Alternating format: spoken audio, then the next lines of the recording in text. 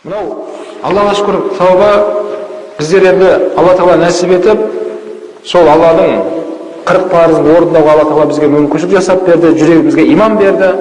Аллаға шүкір, тауба иіліп намаз оқып жатырмық бауырлар. Бірақ бұл да жай нәрсе емес дейді. Алла Тағаланың қалауымен иіліп қазір рукуға бардық. Алланың қалауымен иіліп сәждеге маңдаймыз дейді. Бірақ ол біздің қалауымыздағы нәрсе емес екен. Бұл Алла Тағаланың қалауында. Осы Абу Лахаб таббат деген аят түсті ғой Абу Лахаб себепті.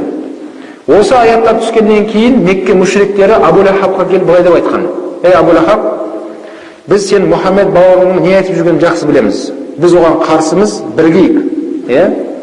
Сол туыстардың ішіндегі сол Абу Лахаб қана солармен бірігіп кеткен, Мекке мүшриктерімен. Сөйтіп Абу Лахаб айтады: "Сен бар да Мұхаммедтің алдына барып дінді қабылда" дейді. Дінді қабылда, ашхаду ла иляха иллаллах деп калима шахада айтып дінді қабылда деді. Одан кейін бар біз Мұхаммедтің одан бетер масқарасын шығарамыз деді. Өйткені ол бір сөзін айтқан еді. Кім калима шахада айтса, ол адам жәннатқа кіреді деп айтқан.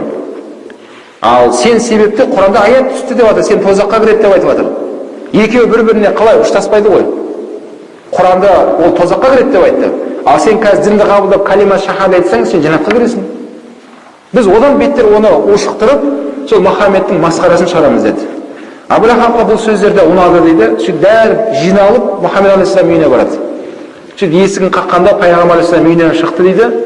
Сол кезде жанындағылар айтты: "Бауырың, көкең, сенің ағаң Абу Лахаб дінді қабылдайын деп тұр. Соған біз куәлік болуға жанында келдік" деді. Сол кезде Пайғамбар алейхиссалам: "Айта беріңіз, тыңдап тұрмын" деді. "Калима айтыңыз" деді. Сол кезде Абу Лахаб еңсесін көтеріп аузын ашады да қояды дейді. Дейді да қояды. Калима шахада айта алмайды сол жерде. Жанындағы адамдарға бұрылып, бірақ дүние сөзін айта алады. Мен айта алмай жатырмын.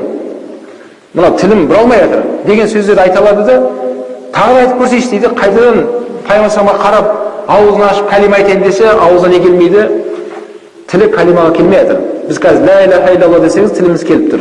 Субханалла десеңіз, тіліміз келіп тұр, машалла. Пайғамбар алейхиссалам алдында тұрған Абу Лахабқа осы сөз келмеді аузына. Бірнеше мәрте осыны әрекет қылып көрді, не айта алмады? Калима айта алмады. Құранда аят бар, Алла Тағала айтады: "Ертең олар тозақтың отын көрген кезде, олар сәжде қылғылары келеді" дейді.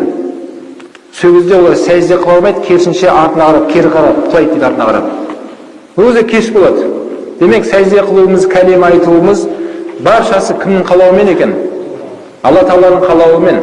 Керек болса, мына үстіміздегі киіп тұрған киімнің өзі Алланың қалауымен бізге бойынсынып қазір денемізде тұр. Адам алейхиссалам сол жәннатта жеме деген жемісті жеп қойған кезде, сол кезде не болды? Үстіндегі киімі сыпырып түсіп қалған. Киім десе киілмейді, бағынбайды. Өйткені киімнің өзі Алланың жаратқан жаратылыс мақлұғы. Осы мақлұқтың өзі бағынбай қояды сізге. Қазір ет жеп жатырмыз, жылқы етін беріп жатыр, сүтін беріп жатыр, жеміс жеп жатырсыз, киім киіп жүрсіз бе? Оның бәрі кімнің қалауымен? Алла субхана ва тағала осы жаратылысқа осында бұйрық беріп қойған, соның баршасын бізге бағынышты қылып қойған, бойынсынады қылып қойған. Міне Абу Лахаб Пайғамбар алейхиссаламға қарсы келемін деп не істеді? Алла сақтасын, мәңгі тозаққа кететін осында аятқа себеп болды. Құрметті бауырлар, дін мәселесінде өте мұқият болу керек. Әрине, алхамдулилlah, біздер намазхан, біз түсінеміз. Бірақ кей адамдарға осы нәрсені барынша ұқыпты түсіндіруге тырысайық бауырлар. Өйткені кім дінге қарсы шықты дегенше, Аллаға қарсы шыққан адам ол. Аллаға қарсы шыққан сөздерді өте мұқият болу керек. Пайғамбар салам айтқан: "Байқап сөйлеңіздер айтқан сөздеріңізді" дейді. Сондай бір сөз айтып қоясыздар, Алланың қаһарына ұшырап кететін сөз ол дейді. Бірақ ол айтқан адам ол сөздің мағынасын білмеуі мүмкін дейді. Хадистің жалғасы. Немесе бір сондай сөз айтады, Алла разы болатын сөз айтады дейді. Сол сөзімен Алла оның рахматын алып жәннатқа кіріп кетеді сол адам дейді. Бірақ ол білген жоқ, ол қандай сөздің мағынасы екенін. Сол үшін өте мұқият болыңыздар дейді тілдеріңізге дейді. Құрметті бауырлар, сол үшін дүние, бала-шаға, оның бәрі уақытша берілген аманат, ол масаттанып тәкаппарлардың амалы емес. Мынау